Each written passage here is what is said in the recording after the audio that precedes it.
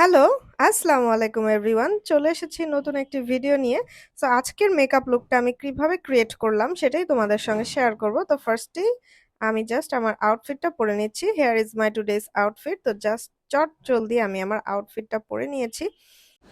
And আজকে তোমাদের সাথে আমি ওয়েডিং গেস্ট মেকআপ লুকটা শেয়ার করব। সো ফার্স্টেই আমি আমার আই লেন্সটা পরে নিচ্ছি। অ্যান্ড দেন আমি আমার ফেসটাকে অবশ্যই ভালোভাবে ক্লিন করে নিয়েছি একটা ফেস ওয়াশের সাহায্যে। অ্যান্ড এখন আমি আমার স্কিনে ময়শ্চারাইজার অ্যাপ্লাই করছি, কজ স্কিনে মেকআপ করার আগে স্কিন প্রিপারেশনটা হাইড্রেশন কিন্তু মাস্ট। অ্যান্ড তারপরে আমি একটা হাইড্রেটেড পোরলেস প্রাইমার ইউজ করে নিচ্ছি আমার ফুল ফেসে। অ্যান্ড সব কিছু ইউজ করার ডান। এখন জাস্ট আমি আমার আইব্রাউজটাকে ড্র করে নিচ্ছি উইথ আ আইব্রাউ পমেড। দেখতেই পাচ্ছ আমি জাস্ট আমার আইব্রাউর শেপ অনুযায়ী আইব্রাউজটাকে একটু এঁকে নিচ্ছি। সো এখন আমার আইব্রাউজ ড্র করা ডান। অ্যান্ড এরকম একটি ফ্ল্যাট ব্রাশের সাহায্যে কনসিলার নিয়ে আইব্রাউজের চারপাশে আইব্রাউজটাকে এভাবে কারেকশন করে নিচ্ছি যাতে কোনো ধরনের প্রবলেমও যদি হয় আঁকার সময় সেটাও যাতে হাইড হয়ে যায়। অ্যান্ড এইভাবে করে যদি আইব্রাউসের চারপাশে একটু আমরা কনসিল করে নিই তাহলে আমার আইব্রাউসটা লুকস মোর শার্পার।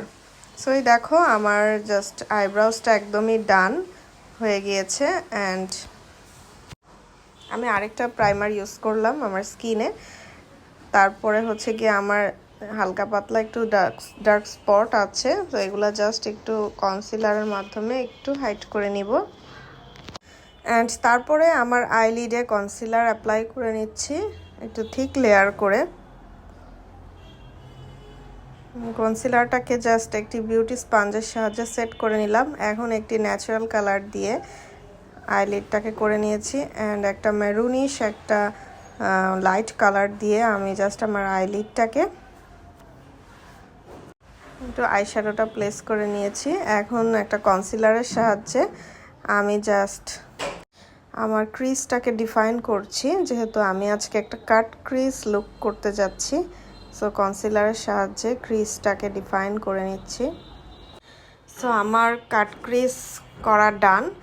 এখন আমি সেম একইভাবে ওই পাশের আইতেও কনসিলার দিয়ে আইসটাকে ডিফাইন করে নিচ্ছি, ক্রিজটাকে সরি।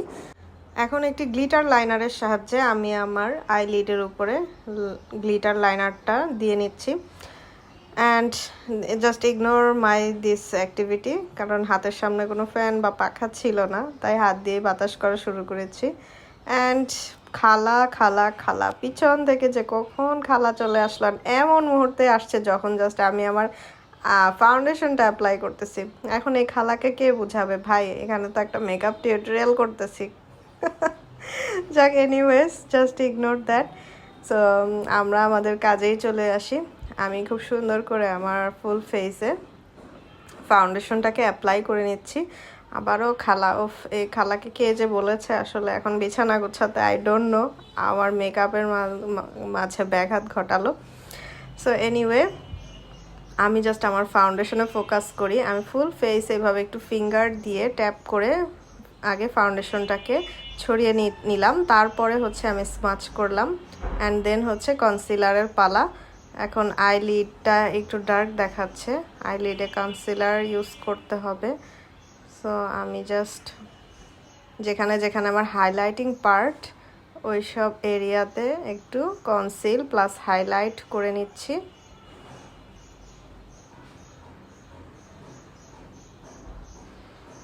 সো এখন এগুলোকে স্মাচ করে দিলাম। অ্যান্ড দেন একটা লিকুইড ব্লাশ ইউজ করছি আমার চিক্সে। লিকুইড ব্লাশটা কিন্তু খুব বেশি পিগমেন্টেড, লিকুইড ব্লাশ ইউজ করলে খুবই বেশি ভালো লাগে, আমার খুবই ফেভারিট।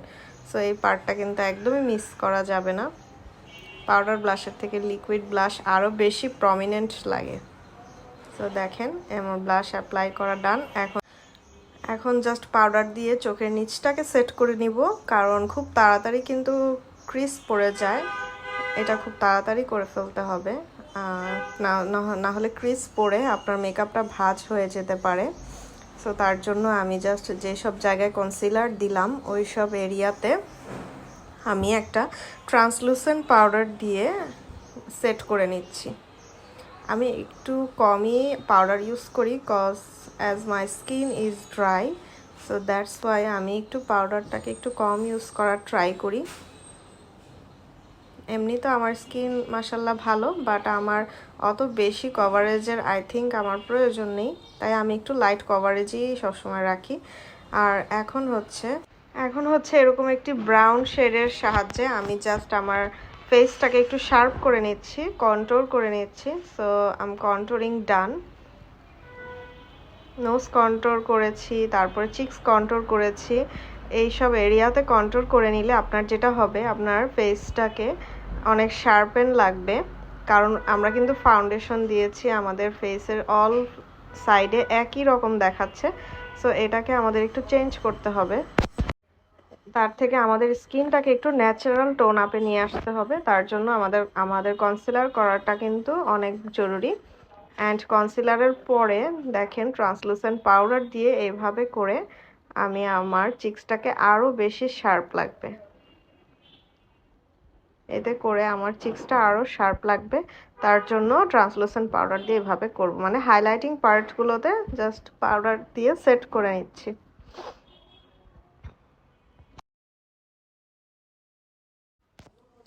সো এখন আমার makeup base almost ready and আমি আইলাইনার অ্যাপ্লাই করছি। এরকম একটি জেল লাইনার ব্রাশের সাহায্যে আমি আইলাইনার দিয়ে নিচ্ছি। অ্যান্ড নাও মাস্কারা দেওয়ার পালা। অ্যান্ড চোখের নিচে নুট কালারের একটা কাজল অ্যাপ্লাই করে নিচ্ছি। তারপর ইনার কর্নার হাইলাইট করে নিচ্ছি। অ্যান্ড অবশ্যই ব্রাউ বোনে হাইলাইটার অ্যাপ্লাই করতে হবে। অ্যান্ড নাও আমি ফলস ল্যাশ পরে নিচ্ছি। সো আগে দেখে নিই যে লিপস্টিক আসলে কোনটা যাচ্ছে। লিপস্টিকের সাথে আমি আমার আইল্যাশটাকে একটু ম্যাচ করে পরি, তার জন্য আমি জাস্ট আগে দেখছি যে কোনটা ভালো লাগবে। তো লিপস্টিকের একটা ডার্ক লিপস্টিকের মাঝে কিন্তু এভাবে একটা লাইট শেড দিলে খুব সুন্দর একটা অমব্রে টাইপের একটা লুকস চলে আসে। তো এই ট্রিক্সটাও দেখিয়ে দিলাম আমি, কিন্তু আমার ভিডিওর মাধ্যমে ছোটোখাটো অনেক টিপস অ্যান্ড ট্রিক্স আপনাদের সাথে শেয়ার করছি। দেখেন এখন ঠিক গোলাপের পাপড়ির মতন ঠোঁটের কালারটা লাগছে, একটু ডিপ থেকে আস্তে আস্তে লাইটের দিকে গিয়েছে। সো এইভাবে যদি ডার্ক লিপস্টিকের মাঝে একটু হালকা করে আপনারা দিয়ে নেন তাহলে লিপস্টিকটা দেখতে আরও বেশি সুন্দর লাগে।